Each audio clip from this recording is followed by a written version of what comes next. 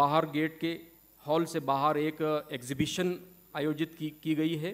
आप सबसे गुजारिश है कि उस एग्जीबिशन का भी लाभ लें। मैं बड़े अदब एहतराम से मौलाना मोहतरम कलीम सिद्दीकी साहब दामद बरकातहूम से गुजारिश करता हूँ कि आप तशरीफ़ लाएं और हमारी रहनुमाई फरमाएं। हज़रत मौलाना कलीम सिद्दीकी साहब।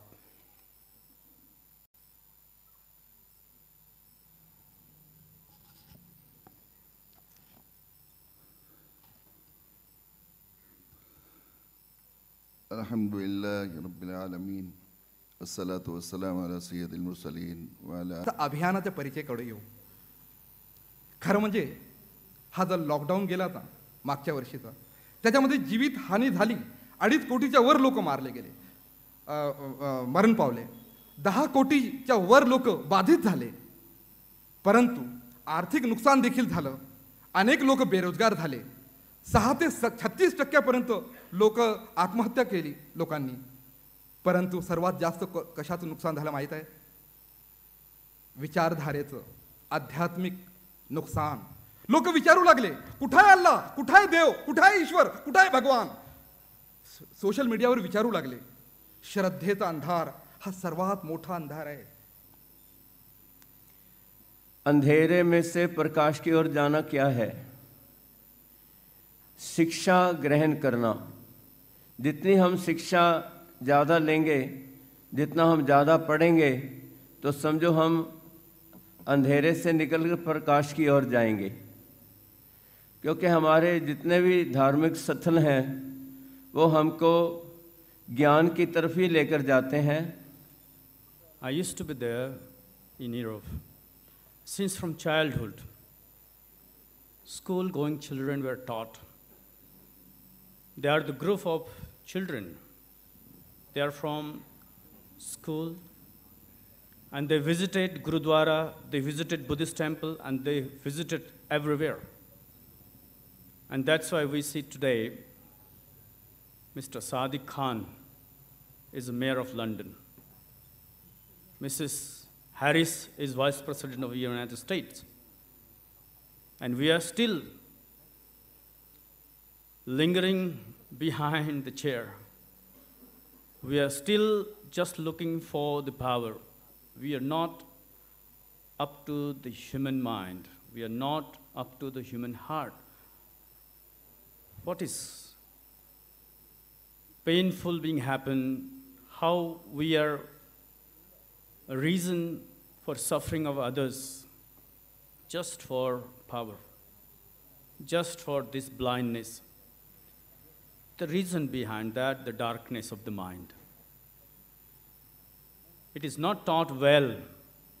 The hearts of those people are not really illuminated, lighted, and that's why they can't think further happiness of themselves and happiness of others.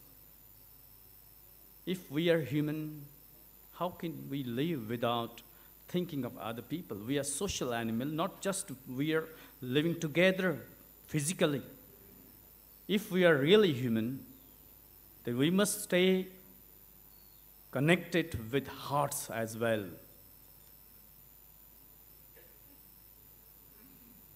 How come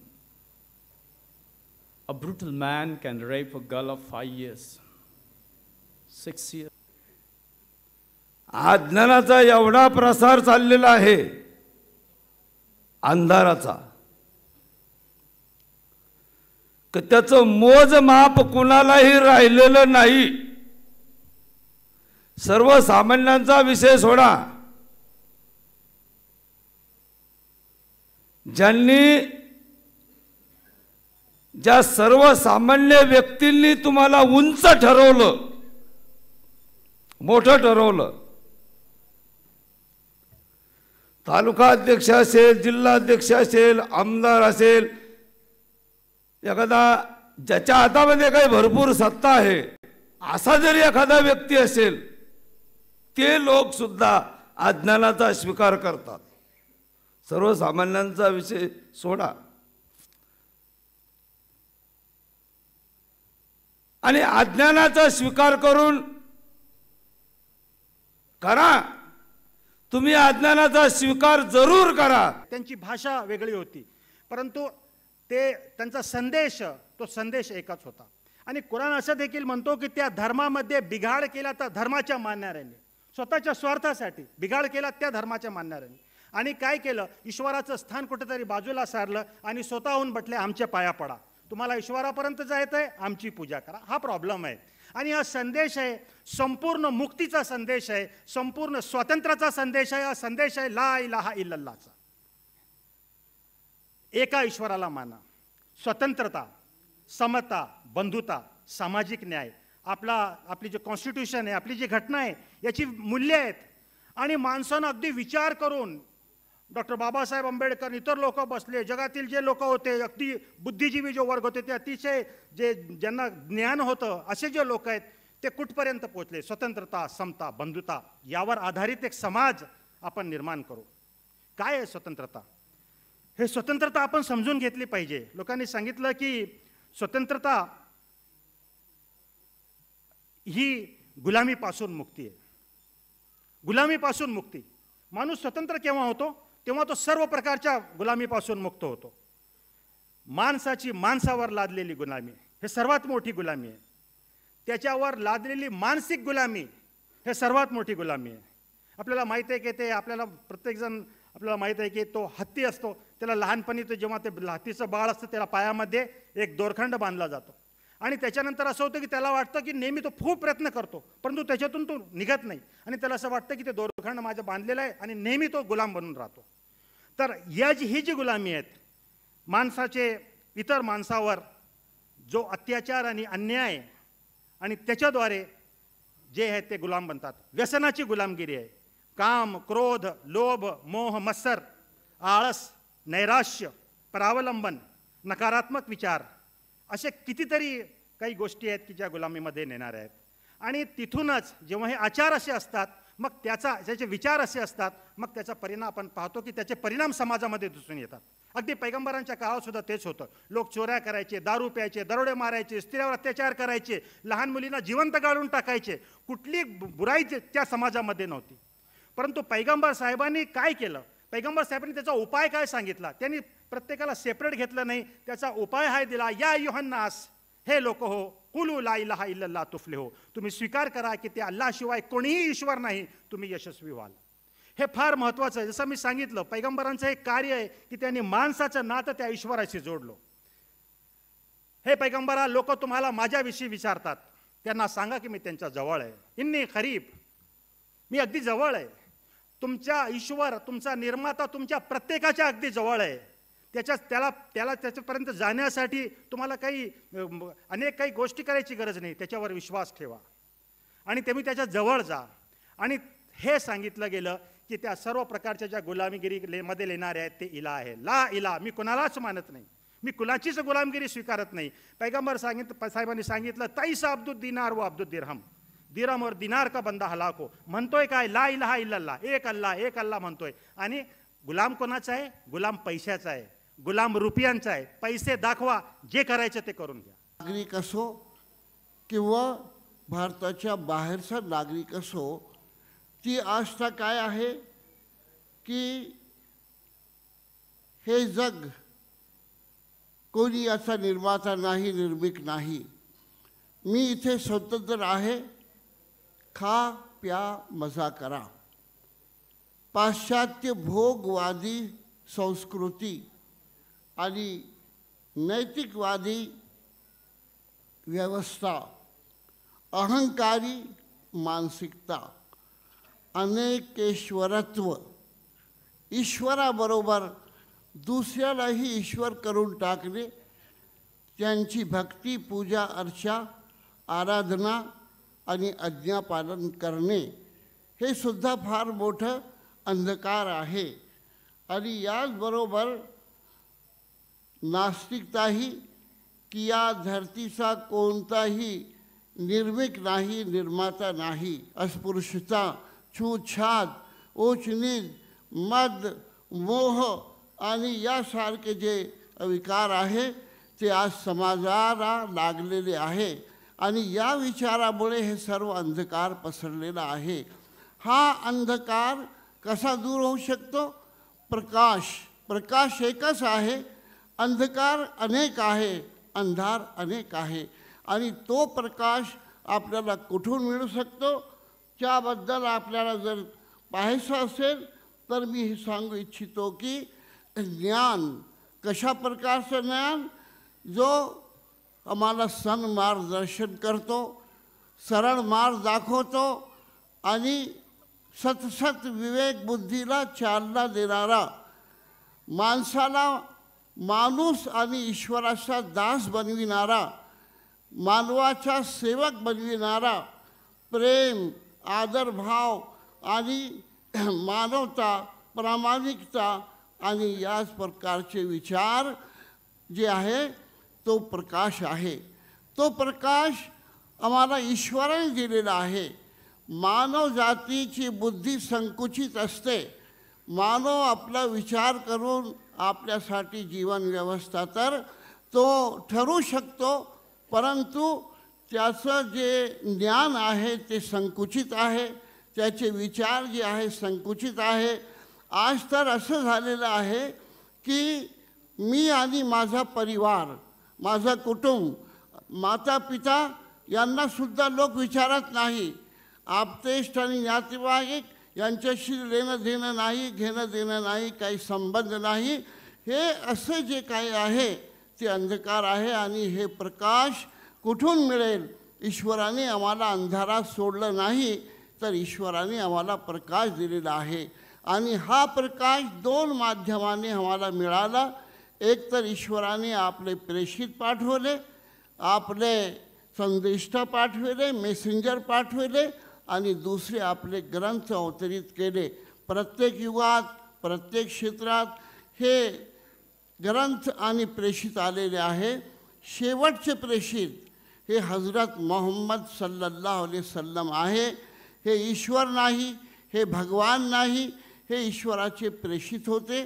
ईश्वराचे आदेश यांच्यावर अवतरित होते आणि ते आदेशावर ते स्वतः कार्य करायचे आणि लोकांना सुद्धा सांगायचे. पवित्र कुराण हा ईश्वराकडून आलेला ग्रंथ आहे, मोहम्मद सल्लमनी लिहिलेला ग्रंथ नाही.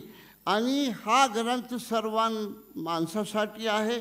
मी जे श्लोक आत्ताच आपल्यासमोर ठेवलेला आहे त्याचा अर्थ असा आहे की हे मोहम्मद सल्लल्लाहु अलैहि वसल्लम, आम्ही तुमच्यावर हा ग्रंथ अवतरित केला जेणेकरून तुम्ही लोकांना अंधारातून उजेडात, प्रकाशात आणावे. त्या मार्गावर त्याच्या ईश्वराच्या आदेशाने जो मार्ग ईश्वराचा मार्ग आहे, आणि ईश्वर हा म्हणजे सत्ताधारी आहे, सर्वशक्तिमान आहे आणि अजीज आणि हकीम आहे. तर अशा प्रकारे हा जो पवित्र कुराण आहे सर्व मानवांसाठी आहे. आणि याची मूळ शिकवण ईश्वरावर श्रद्धा, ईश्वर एकच आहे, त्याची उपासना, त्याची गुलामी, त्याच्यासमोर नतमस्तक होणे, त्याच्यासाठी भक्ती करणे, त्याची आज्ञापालन करणे. आपण ईश्वराला तो मानतो, परंतु ईश्वराबरोबर कित्येक लोकांना आम्ही सामील करून घेतो. हे बरोबर नव्हे. ईश्वर एक आहे, तो सर्वशक्तिमान आहे, त्याच्या समोर आपल्याला जाब. हमारे फायदे के लिए भेजा गया है, उसका नाम दीन है, उसका नाम धर्म है.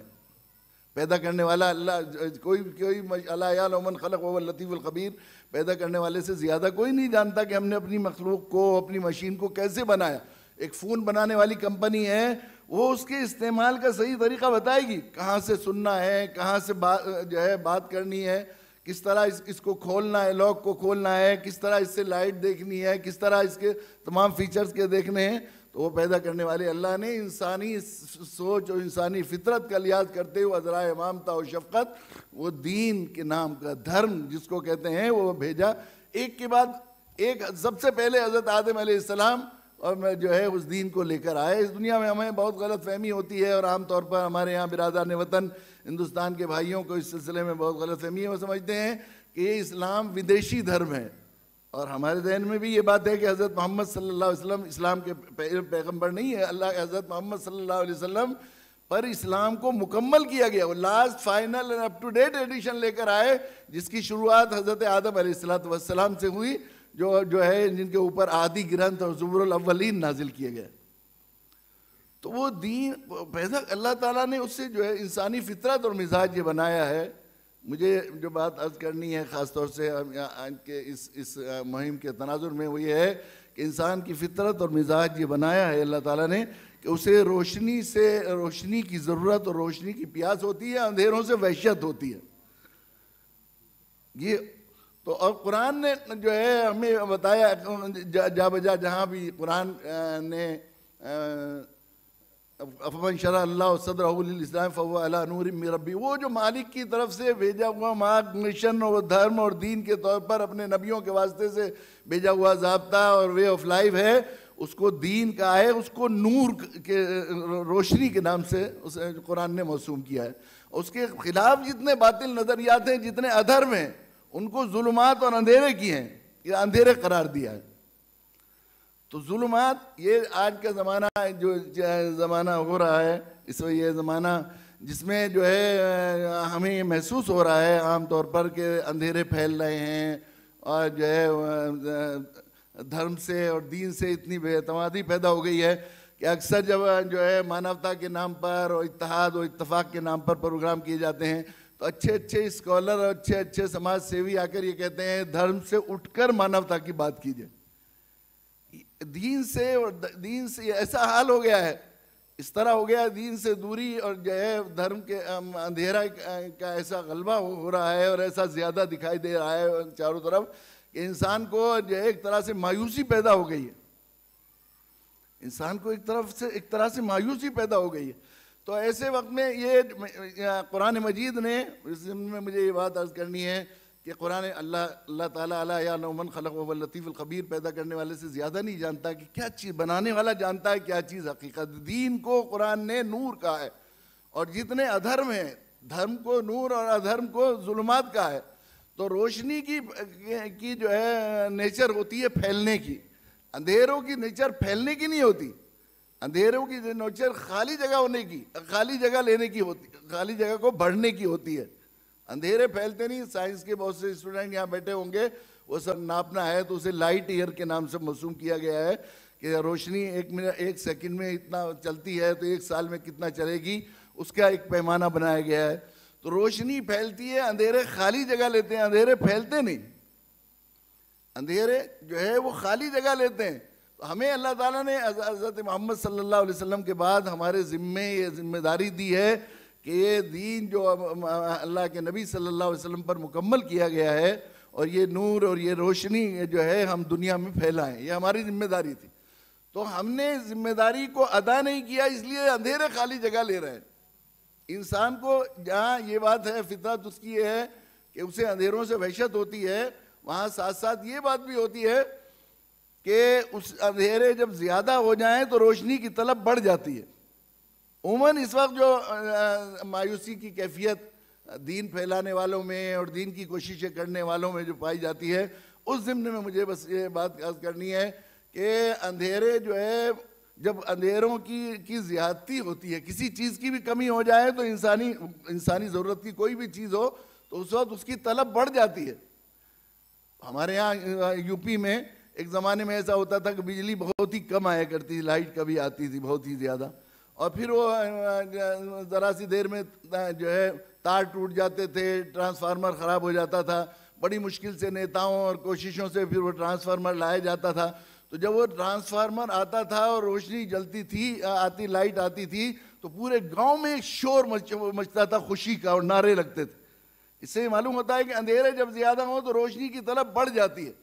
अगर आपको ये महसूस हो रहा है कि इस वक्त जो है दुनिया में खराबियाँ बढ़ रही हैं, शिर्क फैल रहा है, कुफ्र फैल रहा है, बुराइयाँ फैल रही हैं, तो इस वक्त इंसानियत को इसकी जो है प्यास बढ़ती चली जा रही है। खूब अंधेरा हो रहा हो, कुरान ने कहा जाल हक वज़ाक़ल बातिल इन्नल बातिल कान ज़हूक़ा, हक आया बातिल भागा। बातिल ठहरने के लिए नहीं है, हक जो है हक के सामने बातिल ठहरने के लिए नहीं है, बातिल तो जाने के लिए बनाया गया है। तेज़ अंधेरा हो रहा हो इस बुरे हाल में, और थोड़ी सी शमा जलाइए, माचिस जलाइए, ज़रा सी देर में अंधेरे जो है वो काफूर हो जाते हैं। तो बिल्कुल इसी तरह जिन लोगों के पास रोशनी है उन्हें मायूस होने की ज़रूरत नहीं। मैं बहुत ही ज़रा मुबारकबाद देता हूँ जमात इस्लामी महाराष्ट्र को कि उन्होंने ये आवाज़ लगाई।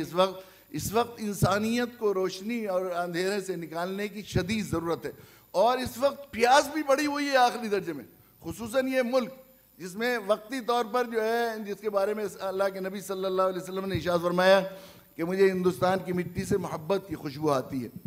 बाद उलमा ने, इकबाल ने जो है अपने अशार में, शेर में भी इस हदीस के मफहूम को कलमबंद किया है। मीरे अरब को आई ठंडी हवा जहाँ से, मेरा वतन वही है। ये बहुत ही क्रांतिकारी कदम इस अभियान को चलाने का सौभाग्य बख्शा। अभी आपने देखा कि हमारे बहुत ही अच्छे वक्तागण सत्यपाल जी महाराज, निवृत्ति महाराज, मौलाना मोहतरम करीम सिद्दीकी साहब और इन जैसे बहुत से अच्छे वक्ताओं ने हमें बहुत कीमती बातें, बहुत ज्ञान की बातें बताई हैं। और मैं जमात इस्लामी के अमीर होने की हैसियत से सबसे पहले अपने अल्लाह रब्बुल इज़्ज़त का आभार मानता हूँ कि उसने हमें इस बात की तौफीक दी, इस बात का सौभाग्य दिया कि हम ये निश्चय कर सकें कि इस राज्य में बसने वाले 12 करोड़ लोगों तक के हम पहुँच पाएँ, और उसके लिए हम एक अभियान चलाएं, अंधारातुन प्रकाशा कड़े। भाइयों, आज हमने ये लॉन्चिंग प्रोग्राम था जिसमें आप सब सम्मिलित थे, और ये भी बड़े सौभाग्य की बात है कि इतने शानदार किस्म के लॉन्चिंग प्रोग्राम में औरंगाबाद शहर में होने वाले इस प्रोग्राम की सदारत का हिस्सा मेरे ज़िम्मे आया है। मैं इसके लिए भी अल्लाह रब्बुल इज़्ज़त का, अपने मालिक परवरदिगार का आभार मानता हूँ। ये उसका बहुत बड़ा उपकार है कि उसने हम सबको यहाँ इस अंधारातुन प्रकाशा कड़े इस अभियान के अंतर्गत यहाँ जमा होने का सौभाग्य दिया। सही बात यह है कि मैं अपनी गुफ्तगू इस आग्रह पर ख़त्म करना चाहता हूँ। मुझे इस बात का एहसास है कि यहाँ आप लोग पिछले 2.5-3 घंटे से बैठे हैं, और सबसे ज़्यादा मुझे जिस बात का ख्याल है वो मेरी बहनों का है। बहनें, मेरी माएँ, मेरी बेटियाँ यहाँ मौजूद हैं, बहुत से बुज़ुर्ग भी यहाँ मौजूद हैं, और काफ़ी वक्त हो चला है। और जबकि हमारे इन बुज़ुर्गों की इतनी अच्छी गुफ्तगू सामने आ चुकी है, और एक संदेश कि असल में अंधेरा क्या है और प्रकाश क्या है, अंधेरों को प्रकाश में कैसे बदला जा सकता है, अंधेरों को कैसे दूर किया जा सकता है, बहुत विस्तार के साथ वो संदेश अभी आपके सामने आया। कुरान मजीद जिसे अल्लाह रब्बुल इज़्ज़त ने अवतरित किया है, हम सब के मालिक परवरदिगार हमारे ईश्वर ने, वो हमसे क्या चाहता है वो हमारे सामने आया है। एक आखिरी आग्रह करके मैं इस अध्यक्षीय भाषण को मैं ख़त्म करना चाहता हूँ, और मेरा ख्याल है कि शायद इसमें आप लोग भी बहुत आनंदित होंगे अगर अध्यक्ष भाषण जल्दी ख़त्म हो जाए। वो ये भाइयों और मेरी बहुत ही अच्छी बहनों कि ये जो जीवन हमें मिला है ये बहुत छोटा है। हम नहीं जानते कि इस जीवन पे कब ब्रेक लग जाए, और बहुत छोटा तो है लेकिन बहुत कीमती है, इसका कोई मोल नहीं है। क्या ये सही होगा कि हम इस जीवन को बगैर किसी उद्देश्य के व्यतीत कर डालें, खत्म कर डालें? ये सही नहीं होगा। हम बाजार जाते हैं बहुत छोटी सी कोई वस्तु लेने के लिए भी तो मोल भाव करते हैं, देखते हैं, क्वालिटी देखते हैं, उसके बाद लेते हैं। लेकिन इस जीवन जैसा अमूल्य धरोहर, इतना अच्छी चीज जो मालिक परवरदिगार ने हमें दिया है, इतना अच्छा व्यक्तित्व हमें दिया है, बुद्धि दी, सोचने समझने की सलाहियत दी, इसको हम यूं ही वेस्ट नहीं कर सकते। उस वक्त जबकि हमें ये बताया गया हो और इस पर हमारा विश्वास हो कि इस जीवन के बाद एक पारलौकिक जीवन और है, परलोक का जीवन है, उस दिन प्रलय के दिन हमें खड़े होकर के अपने मालिक के सामने, अपने मालिक के समक्ष उपस्थित होना है और जो कुछ किया है अपने जीवन में उन सब का हिसाब किताब देना है। इसके बाद भी अगर हम अपने जीवन के महत्व को न समझें तो ये हमारे लिए बहुत घाटे का सौदा होगा। मृत्यु निश्चय है, मौत आनी है, कभी भी आ सकती है, हम नहीं कह सकते हैं। तो इस बात को देखना बहुत आवश्यक है कि हम अपने आप को, अपने जीवन को, अपने व्यक्तित्व को, सामूहिक तौर पर अपने समाज को, अपने इस राज्य को और अपने इस देश को कैसे अंधेरे से प्रकाश की ओर, उजाले की तरफ हम ले जा सकते हैं। ये आज इस वक्त मानव समाज का सबसे बड़ा सवालिया निशान है।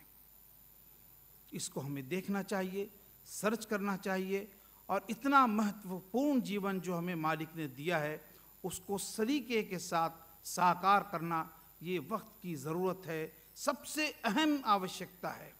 और ये आवश्यकता हम में से हर एक की है, हर एक की आवश्यकता है कि वो ये देखे कि उसका जीवन जो मालिक ने दिया है वो सही दशा में, सही दिशा में चल रहा है या नहीं चल रहा है।